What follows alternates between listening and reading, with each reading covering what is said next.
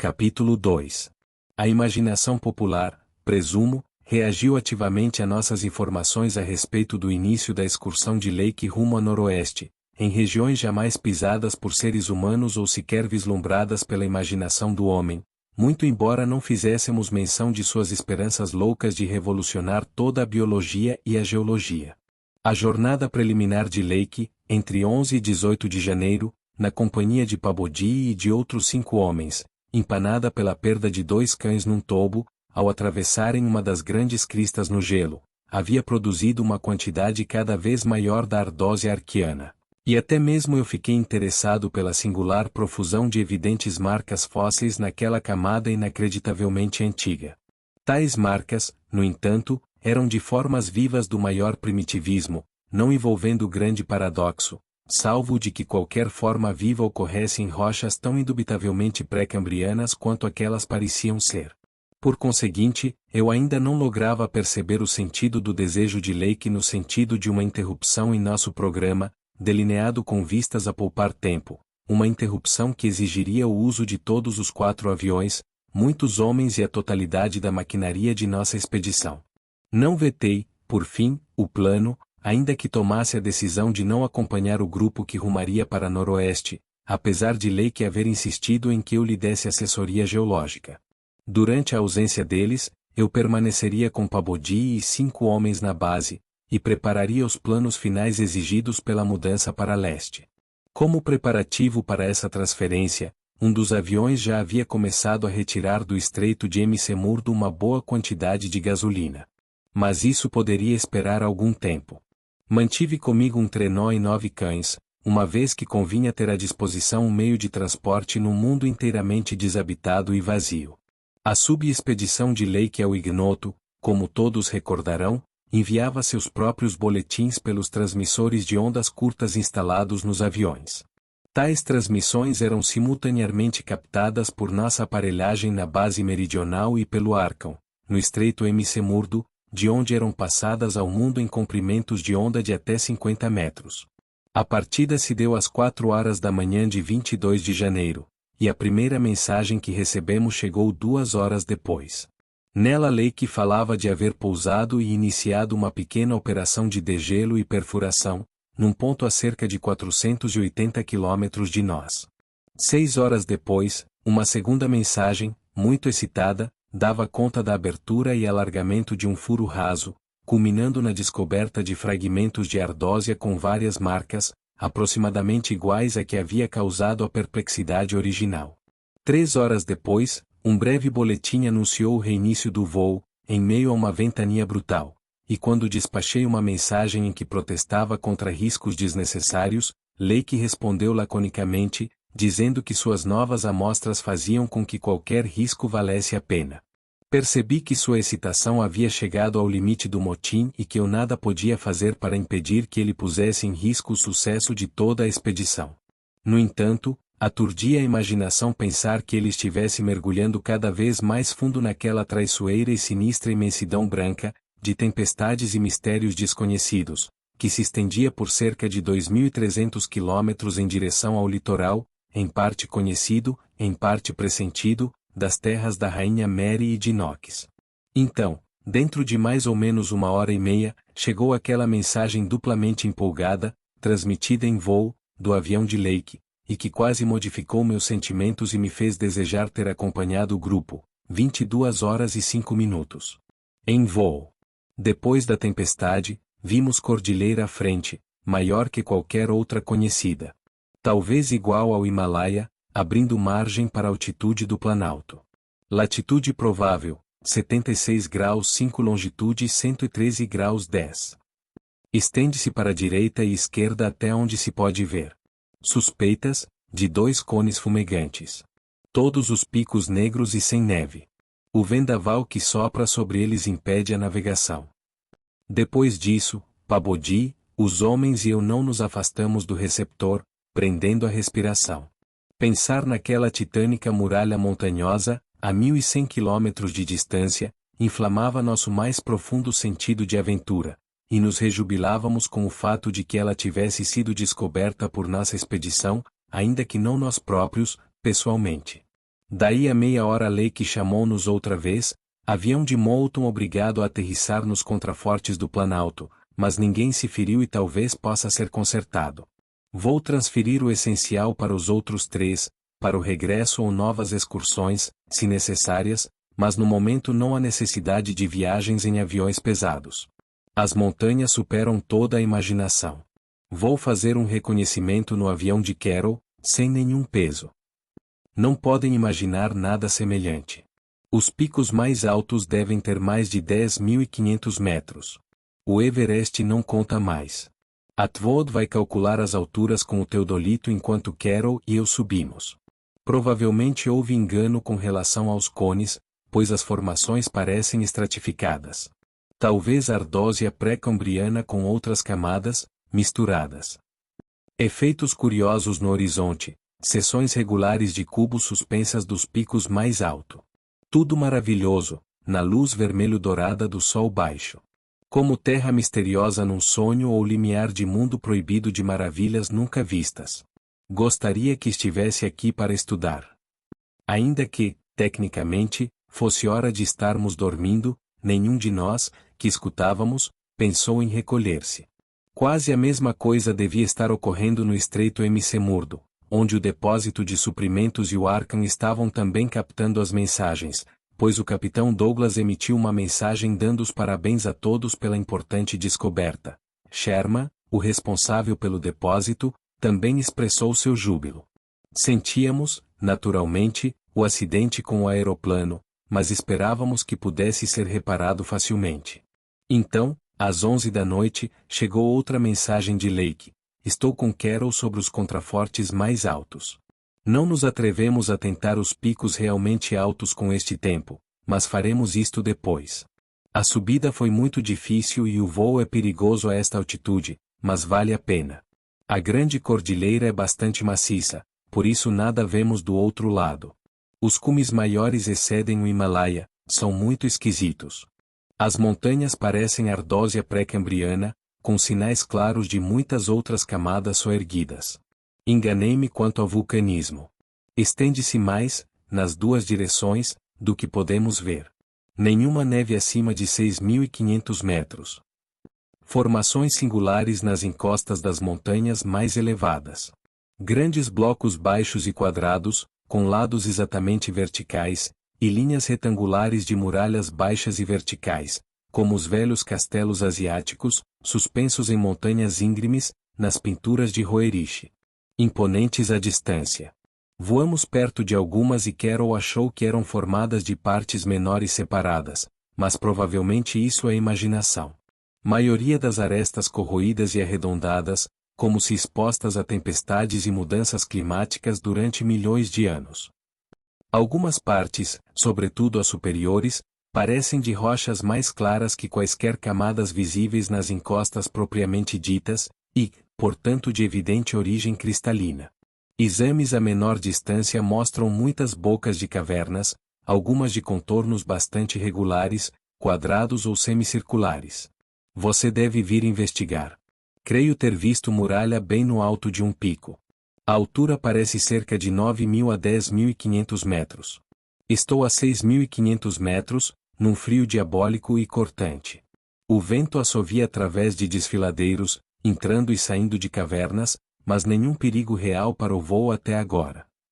Daí em diante, a cada meia hora, Lake manteve uma saraivada de comentários, e exprimiu sua intenção de escalar a pé alguns picos.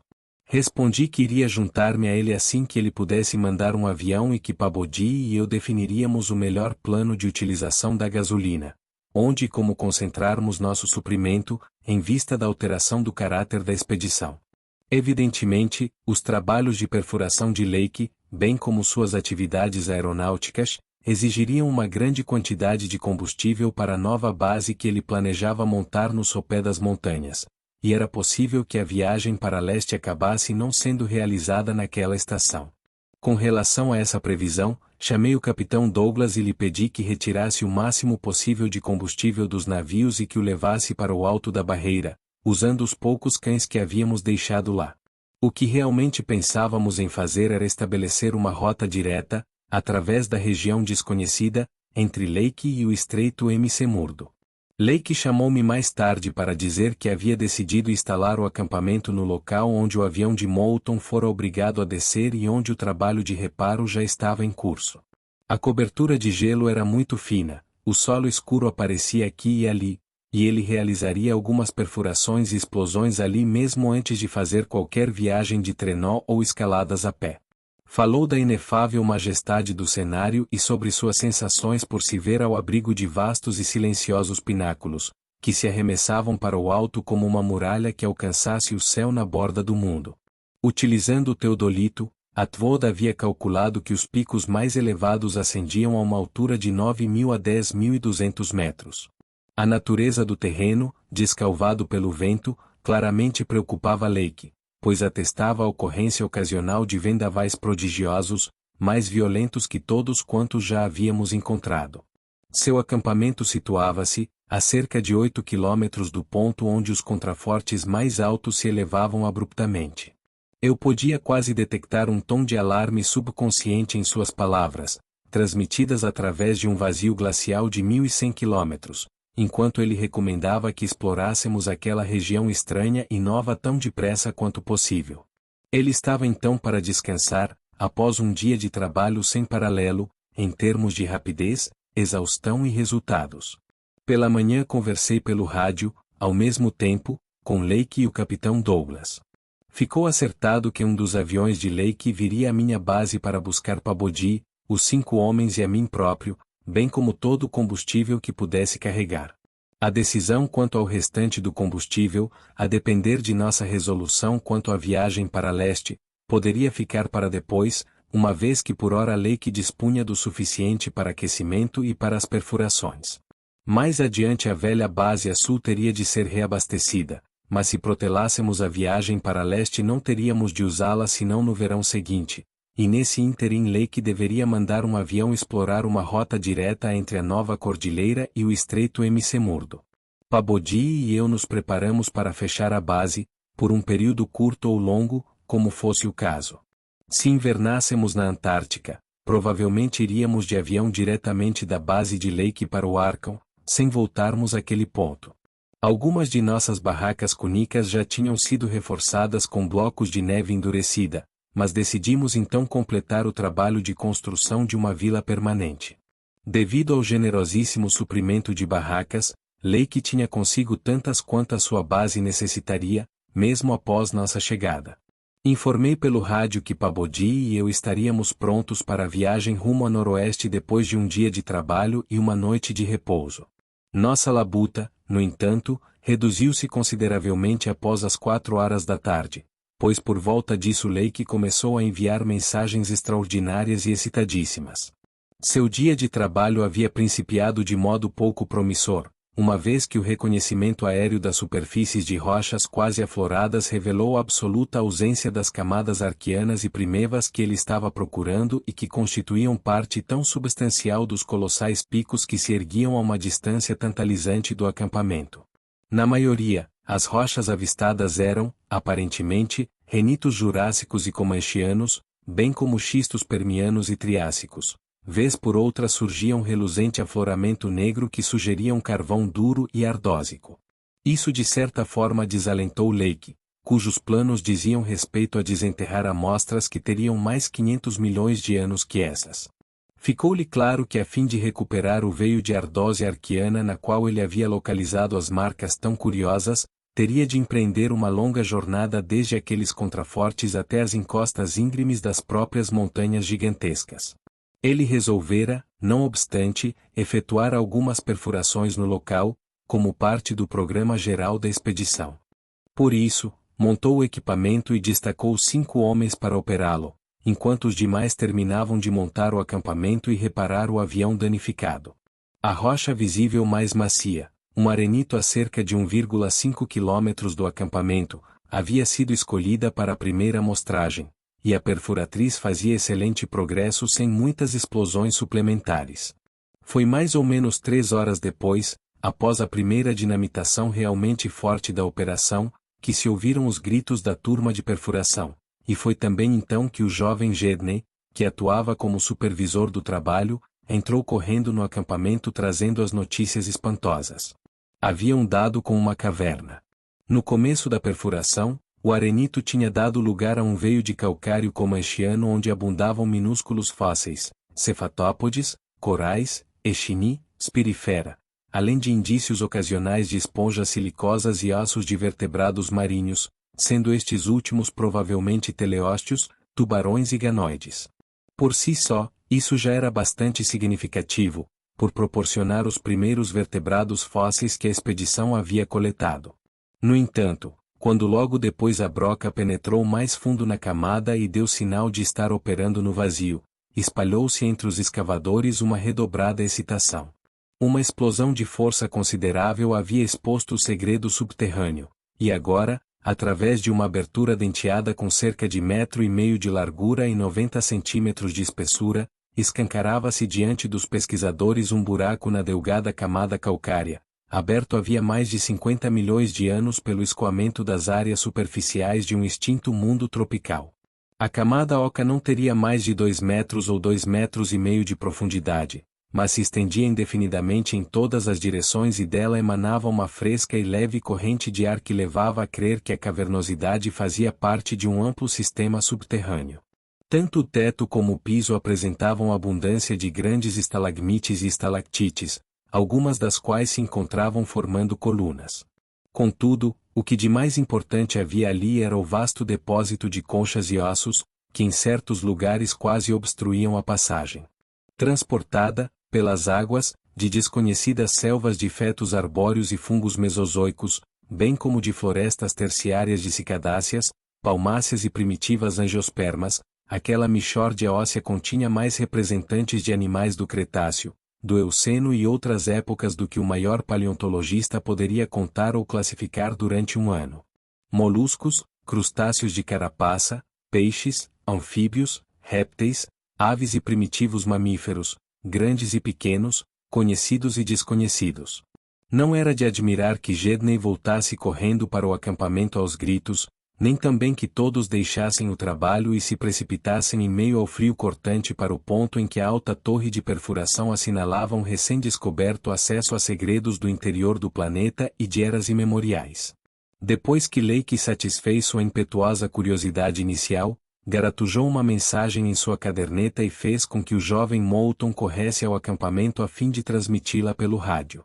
Foi essa a primeira notícia que tive da descoberta, dando conta da identificação de coxas, ossos de ganoides e placodermos, tudo isso antiquíssimo, de resquícios de labirintodontos e tecodontes, fragmentos de crânios de grandes mosassauros, vértebras e placas de couraça de dinossauros, dentes e ossos de asas de pterodátilos, restos de Archaeopteryx, dentes de tubarões miocênicos, crânios de aves primitivas, além de outros ossos de mamíferos arcaicos como paleópteros, chifodontes, euipis, oriodontes e titanotérios. Não havia ali nada recente como mastodonte, elefante, camelo verdadeiro, veado ou bovino. Daí ter Lake concluído que os últimos depósitos haviam ocorrido durante o Oligoceno, e que a camada oca havia permanecido em seu estado presente, seco, morto e inacessível, durante pelo menos 30 milhões de anos. Por outro lado, a predominância de formas de vida muito primitivas era singularíssima. Ainda que a formação calcária fosse, a julgar pela intrusão de típicos fósseis como ventriculites, inequivocamente comanchiana, não havia nenhuma possibilidade de serem anteriores.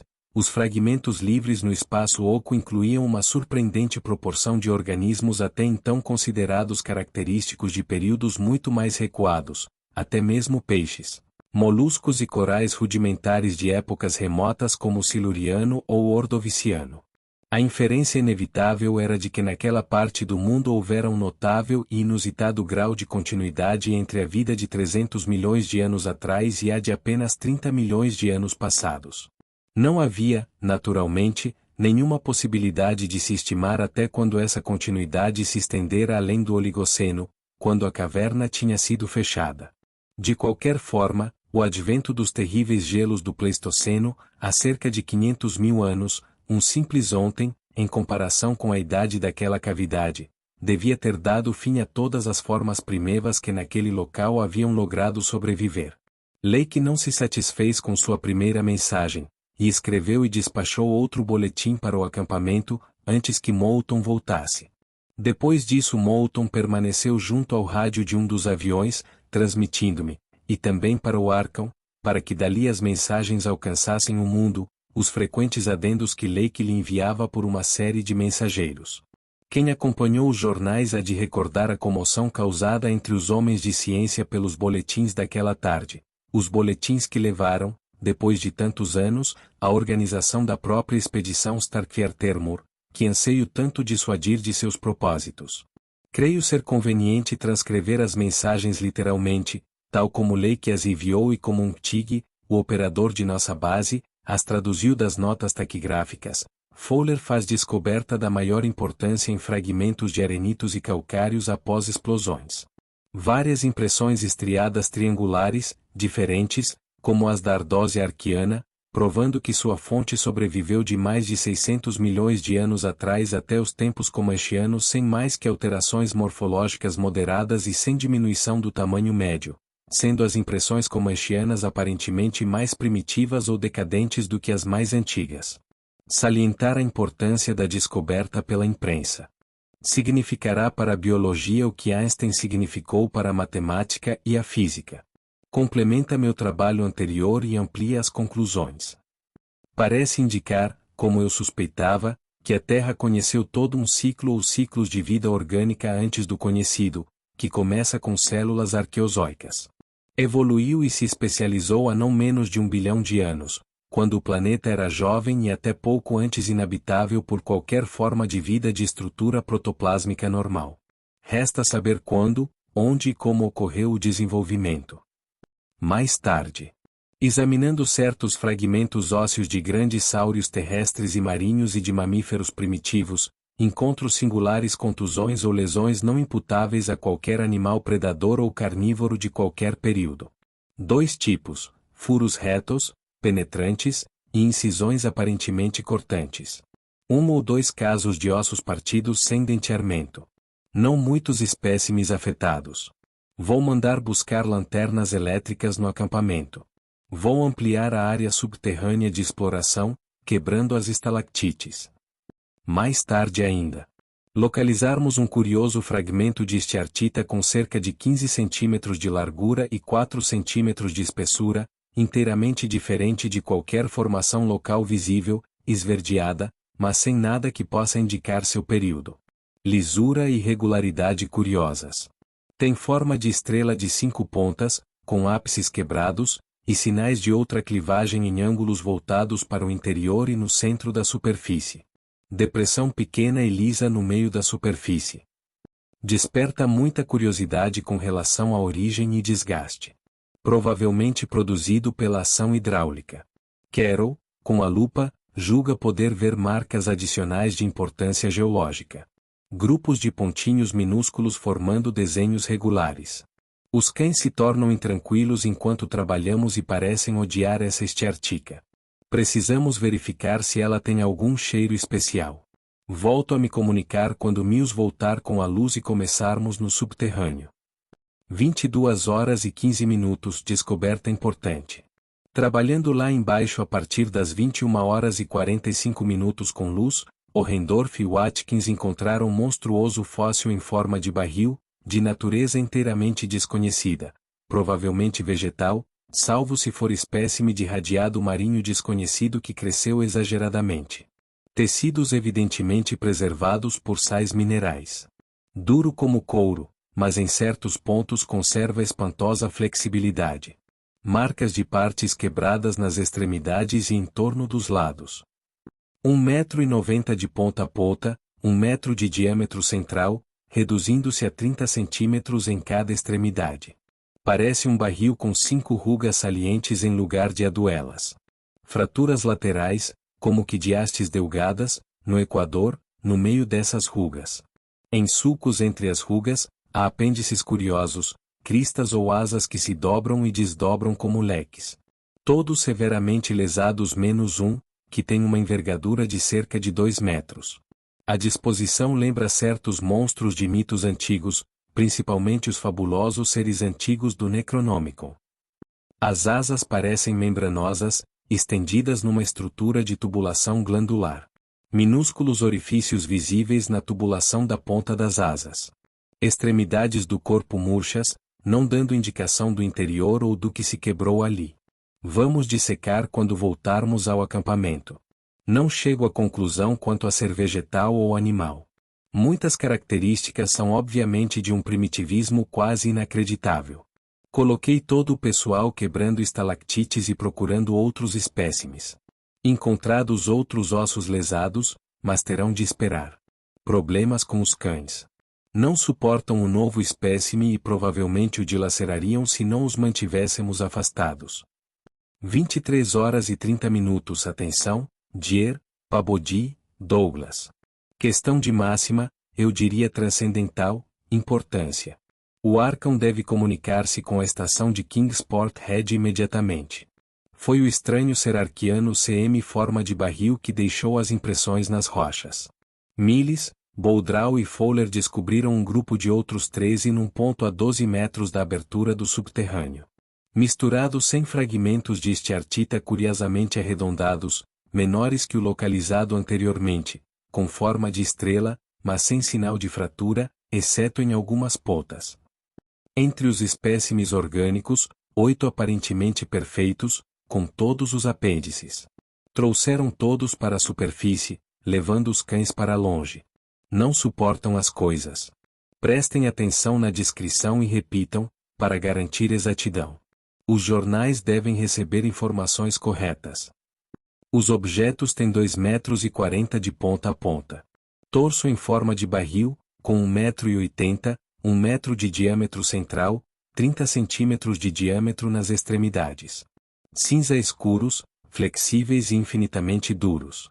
Asas membranosas de 2,10 metros, da mesma cor, encontradas dobradas, nascendo de sulcos entre as rugas. Estrutura das asas tubular ou glandular, de um cinza mais claro, com orifício nas extremidades das asas. Quando abertas, as asas apresentam serrilhamento nas bordas.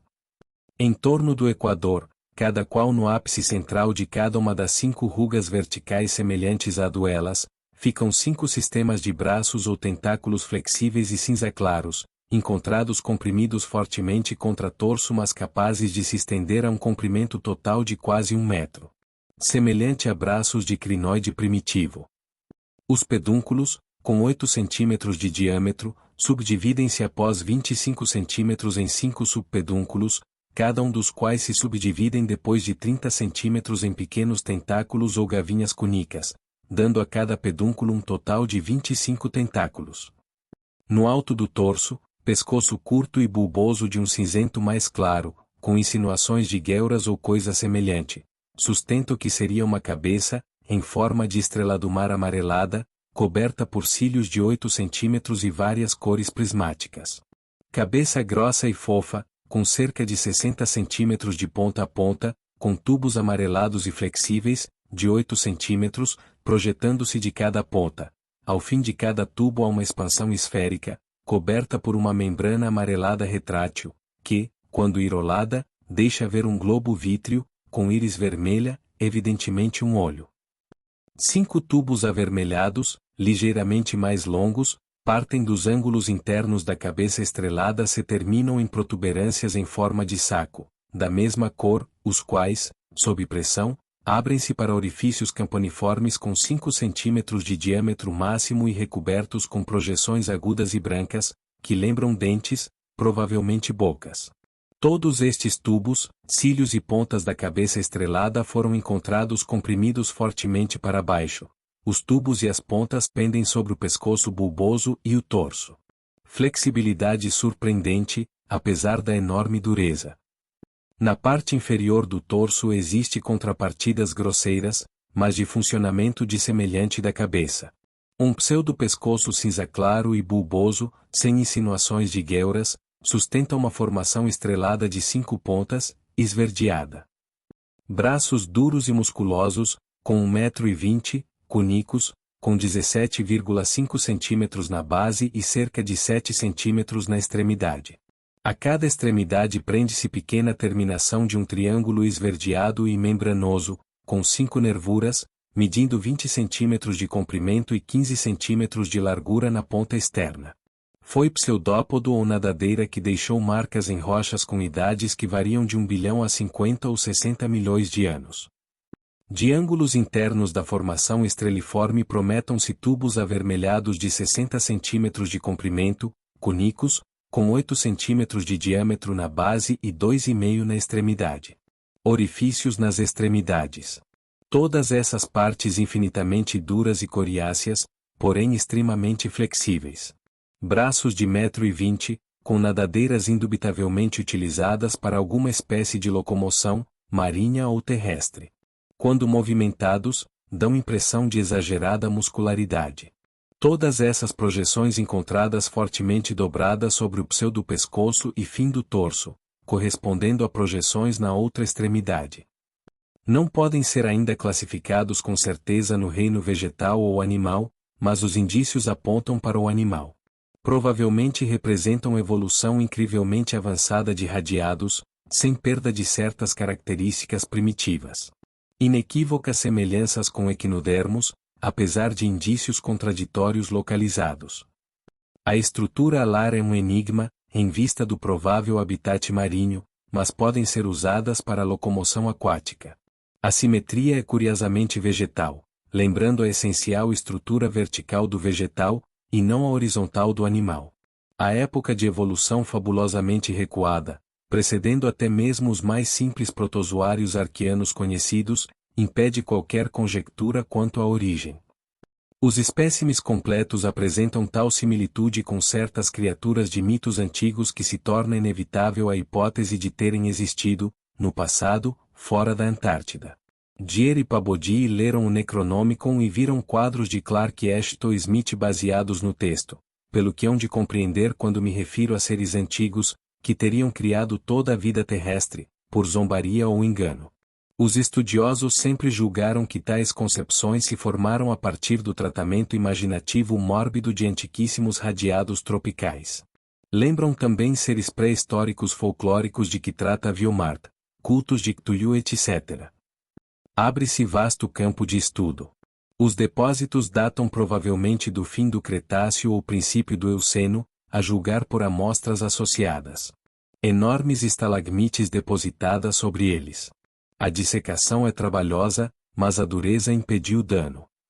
Miraculoso o estado de preservação, devido evidentemente à ação dos calcários. Não foram encontrados outros até agora, mas retomaremos o trabalho mais tarde. O problema agora será transportar 14 gigantescos espécimes para o acampamento sem utilizar os cães, que latem furiosamente e não poderão chegar perto deles. Com 9 homens, 3 vão ficar para cuidar dos cães, deveremos manobrar os trenós bem, embora o vento esteja forte.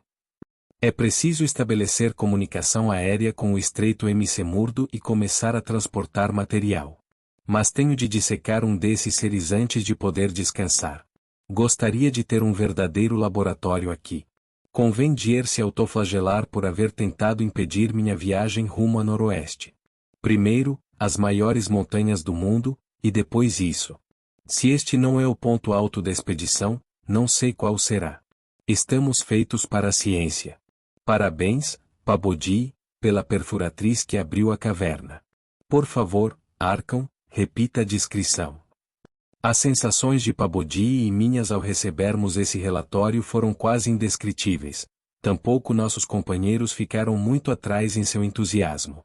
MC Tig, que havia apressadamente traduzido alguns pontos mais importantes à medida que saíam do receptor, transcrevo toda a mensagem a partir de sua versão taquigráfica, assim que o operador de Lake encerrou a transmissão. Todos perceberam o significado momentoso da descoberta, e enviei congratulações a Lake assim que o operador do Archon acabou de repetir as partes descritivas, como solicitado. E meu exemplo foi seguido por Sherman, de sua estação no depósito de suprimentos do estreito McMurdo, assim como pelo capitão Douglas, do Archon.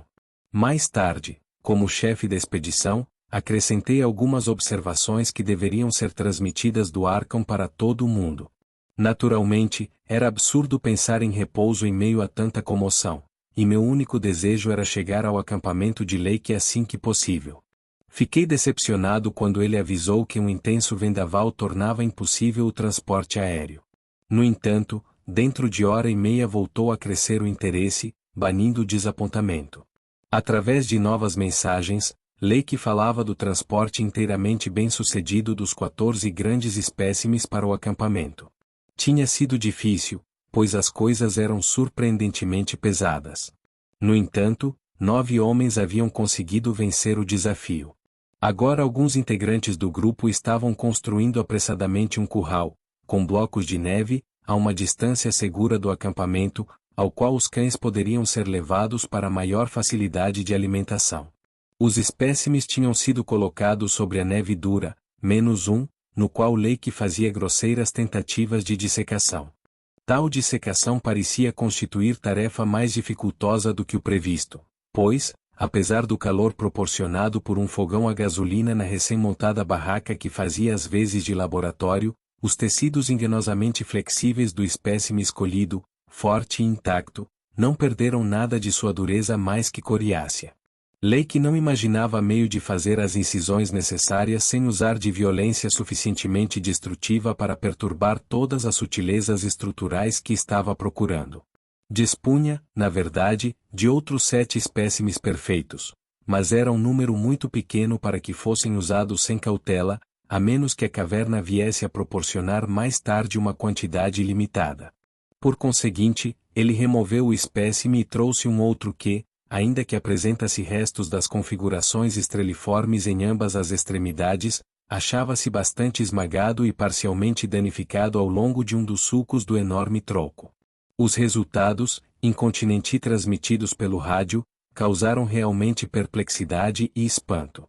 Não era possível delicadeza ou precisão com instrumentos que mal conseguiam cortar os tecidos anômalos, mas o pouco que se conseguiu deixou-nos a todos aturdidos. A biologia teria de ser radicalmente revista, pois aquele ser não era produto de nenhum desenvolvimento celular que a ciência conheça. Não houvera praticamente nenhuma substituição mineral e apesar da idade, de talvez 40 milhões de anos, os órgãos internos estavam íntegros. A qualidade coriácea, infungível e quase indestrutível era um atributo inerente da organização da criatura e pertencia a algum ciclo palco-arcaico de evolução invertebrada inteiramente fora de nossas faculdades especulativas. A princípio tudo quanto Lake encontrou era seco, mas à medida que a barraca aquecida produzia seu efeito degelante encontrou-se umidade orgânica, de odor acre e fétido no lado não lesionado da coisa. Não se tratava de sangue, e sim de um fluido denso e verde escuro que aparentemente atendia à mesma finalidade. Quando Lake chegou a esse estágio, já todos os 37 cães tinham sido conduzidos ao curral ainda inconcluso perto do acampamento, mas mesmo àquela distância puseram-se a latir loucamente e a demonstrar inquietude, devido ao cheiro penetrante. Longe de ajudar na classificação do estranho ente, aquele arremedo de dissecação só serviu para aprofundar o mistério. Todos os palpites com relação a seus membros externos tinham sido corretos, e com base nisso não havia como evitar considerar aquele ser um animal. No entanto, a inspeção interna produziu tantos indícios de vegetalidade que Lake ficou inapelavelmente perdido. A criatura tinha digestão e circulação e eliminava detritos orgânicos pelos tubos avermelhados de sua base estreliforme. Superficialmente, poder-se-ia dizer que o aparelho respiratório lidava com oxigênio, e não com dióxido de carbono, e havia curiosas evidências de câmaras de armazenamento de ar, e métodos de transferir a respiração plenamente desenvolvidos, gueuras e poros. Tratava-se claramente de um anfíbio, provavelmente adaptado a longos períodos de hibernação sem ar. Parecia existir órgãos vocais, ligados ao principal sistema respiratório, mas apresentavam anomalias que desafiavam solução imediata. Fala articulada, no sentido de emissão de sílabas, parecia ser quase inimaginável, mas notas musicais flauteadas, cobrindo um amplo registro, eram altamente prováveis. O sistema muscular era quase prematuramente desenvolvido. O sistema nervoso mostrava tal complexidade e desenvolvimento que Lake sentiu-se estupefato. Ainda que excessivamente primitivo e arcaico em certos aspectos, aquele ente possuía um conjunto de centros ganglionares, bem como conectivos, que atestavam extremos de desenvolvimento especializado. O cérebro, de 5 lobos, era surpreendentemente evoluído e havia indícios de um equipamento sensorial, em parte atendidos pelos cílios rijos da cabeça, envolvendo fatores estranhos a qualquer outro organismo terrestre. Teria provavelmente mais de 5 sentidos, pelo que seus hábitos não podiam ser previstos com base em qualquer analogia existente. Devia ter sido, pensava Lake, uma criatura de aguda sensibilidade e funções sutilmente diferenciadas em seu mundo primal, muito assemelhada às formigas e abelhas de hoje. Reproduzia-se como os criptógamos vegetais, especialmente as pteridófitas, e possuía câmaras de espórios nas extremidades das asas, câmaras que evidentemente se desenvolviam a partir de um talo ou prótalo. No entanto, atribuir-lhe um nome nesse estágio era simples tolice. Parecia um radiado, mas era obviamente algo mais. Era em parte vegetal, mas apresentava 3/4 dos traços essenciais da estrutura animal. Que era de origem marinha, sua configuração simétrica e alguns outros atributos indicavam claramente. Entretanto, não havia como apontar com certeza o limite de suas ulteriores adaptações. As asas, afinal, encerravam uma persistente insinuação de voo. O processo mediante o qual ele havia sofrido sua evolução tremendamente complexa, numa terra recém-nascida e em tempo para deixar pegadas em rochas arqueanas, era de tal modo incogitável que levou Lake a fantasiosamente recordar os mitos primais sobre os grandes e antigos que se tinham originado das estrelas e tramado a vida terrestre como facécia ou por equívoco. E também as histórias delirantes sobre seres cósmicos que habitavam montes, narradas por um folclorista do Departamento de Língua e Literatura da Universidade Miskatonic. Naturalmente, Lake levou em conta a possibilidade de as impressões pré-cambrianas terem sido feitas por um ancestral menos evoluído dos espécimes descobertos na caverna, mas logo rejeitou essa teoria simplista, ao considerar as avançadas características estruturais dos fósseis mais antigos. A rigor, as configurações posteriores revelavam antes decadência que evolução superior. O tamanho dos pseudópodos havia diminuído e toda a morfologia parecia mais grosseira e simplificada. Ademais, os nervos e órgãos recém-examinados levavam a crer que tivesse havido um retrocesso em relação a formas ainda mais complexas. Lake constatara, com surpresa, grande número de partes atrofiadas e vestigiais. De modo geral, pouco se poderia considerar como solucionado, e assim Lake recorreu à mitologia, em busca de um nome provisório, e jocosamente passou a se referir às suas descobertas como os antigos. Por volta das 2h30 da manhã ele decidiu adiar o restante do trabalho e descansar um pouco. Cobriu o organismo dissecado com um oleado, saiu da barraca laboratório e estudou os espécimes intactos com renovado interesse. O incessante sol antártico havia começado a tornar um pouco mais flexível os tecidos, de modo que as pontas da cabeça e os tubos de 2 ou 3 mostravam sinais de amolecimento. Lake, porém, não acreditou que houvesse perigo de decomposição imediata na temperatura reinante. Não obstante, juntou todos os espécimes não dissecados e jogou sobre eles uma barraca de reserva, para que não fossem atingidos diretamente pelos raios. Passava das 4 quando Lake finalmente preparou-se para se recolher e aconselhou a todos nós que aproveitássemos o período de descanso que seu grupo tiraria quando as paredes dos abrigos estivessem um pouco mais altas. Conversou um pouco com Pabodie, amistosamente, pelo rádio, e repetiu os elogios às brocas realmente maravilhosas que o haviam ajudado a fazer sua descoberta. Atwood enviou saudações e louvores. Também troquei com Lake palavras elogiosas, admitindo que ele tivera razão quanto à viagem rumo ao oeste, e todos concordamos em entrar em contato, pelo rádio, às 10 da manhã. Se a ventania houvesse então cessado, Lake mandaria um avião para buscar-nos em nossa base. Pouco antes de me retirar, despachei uma mensagem final aos Solares. Isso ajudaria também a impedir que o possível cheiro que exalassem chegasse aos cães, cuja intranquilidade hostil estava se tornando um problema real, mesmo a distância apreciável em que se encontravam e atrás das paredes de neve cada vez mais altas que um maior número de homens apressava-se a levantar em torno do espaço que lhes fora destinado. Lake teve de prender os cantos da lona da barraca com pesados blocos de gelo, a fim de mantê-la no lugar sob a crescente ventania, pois as titânicas montanhas pareciam na iminência de produzir vendavais realmente portentosos. Renasciam as apreensões anteriores quanto a repentinos ventos antárticos, e sob supervisão de Atwood tornaram-se precauções para escorar com neve as barracas, o cercado novo dos cães e os rudimentares abrigos dos aeroplanos, do lado que dava para as montanhas. Tais abrigos, iniciados com blocos de neve endurecida em momentos de folga, não eram altos como deveriam ser, e por fim Lake desviou todos os homens de outros mistérios para trabalharem neles. Arkham com instruções para que não fossem demasiado entusiásticos ao transmitirem as notícias do dia para o mundo exterior, uma vez que os pormenores pareciam por demais radicais, podendo provocar uma onda de incredulidade, até serem mais bem substanciados.